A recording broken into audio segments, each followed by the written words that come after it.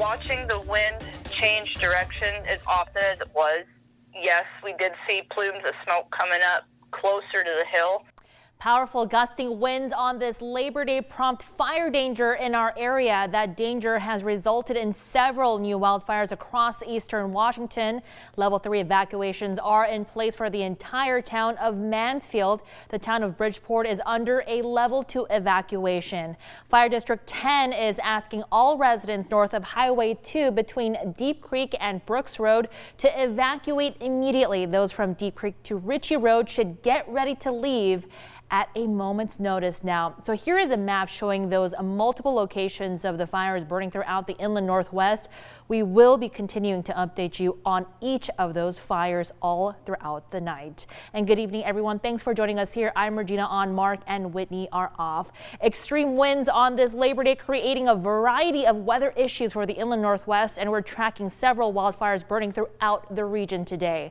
Right now, we're tracking a brush fire burning just west of Fairchild Air Force Base on Highway 2 and Christensen Road. And here is a map of that general area we are talking about that it is burning in. So we want to check in now with our Morgan Trout, who is live at the scene. Morgan, what can you tell us about this fire? Yeah, so a lot of the smoke has cleared right now, but with the fire in the West Plains, we've seen all of the smoke move westbound. But I got a chance to talk to the next door neighbor, and if you take a look at this footage, you'll see that, you know, his whole area, the whole barn, that was all up in smoke, and he lives right next door. And he had been watching a TV show between 2 and 3 p.m. and then he lost his power, and he thought, oh, it's definitely a fire. And it turns out he was right. He ended up grabbing all his stuff, he brought his family and headed downhill. Then once he was allowed back, he was in for a bit of a surprise. I mean, it was right there at the house. It went all the way around it for some reason. So all the trees behind the house, all the grass behind the house, everything burned down. The shed's right around the house. The house is on a high spot in the yard. So I think that worked in our favor, and the wind must have blown it around. It didn't even light the deck up.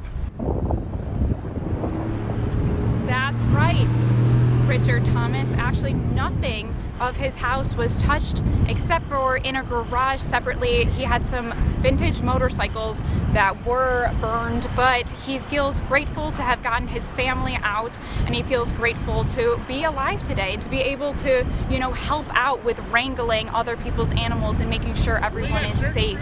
And I will keep you posted on anything going on and further updates, but as of right now, I'm in the West Plains. Morgan Trout, KREM 2 News. Back to you in studio. Watching the wind change direction as often as it was, yes, we did see plumes of smoke coming up closer to the hill. And that's resident of Davenport, Brittany Murray, who took these images of the Whitney fire earlier today, and that's burning just 45 minutes west of Spokane.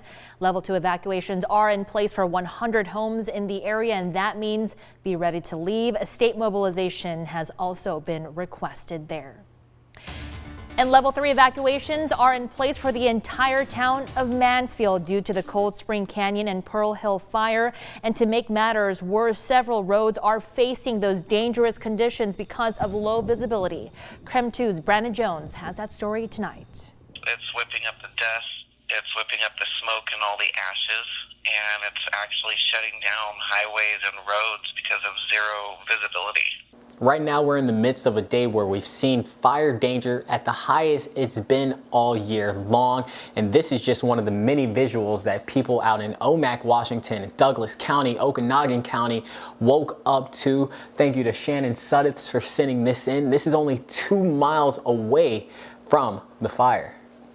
With more than 8,000 acres of land caught in flames, people are watching closely to see what their next move should be. If I could get the word out there, especially on this holiday weekend, and today's supposed to be a big travel day for people to head home, I would just tell them to stay put. Catherine Gunn Bennett dedicates her time on what evacuation orders are in place and where people can go to shelter. Every fire season, she monitors what could be in danger. Firefighters are working to contain the situation, but winds have made that into a difficult task. Even roads in the area are facing dangerous conditions because of low visibility. Stay home, don't travel. Don't try to go look at this fire. You know, it does get in the way, and too many accidents are happening already. According to Deputy State Fire Marshal Amy Thornton, the fire is threatening several homes, crops, and power lines. The Red Cross has launched a temporary shelter for anyone who may have been impacted. They can be reached at 509-670-5331.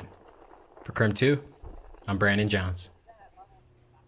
And tonight we're also tracking the Evans Canyon fire burning 8 miles north of Natchez, and that fire in Yakima County 60% contained. Level 2 and 3 evacuations remain in place. Highway 821, Barbecue Flats, and a recreation area there is remained closed. The Yakima River boat ramps and Yakima River Canyon campgrounds are also closed. The fire has now burned over 75,000 acres.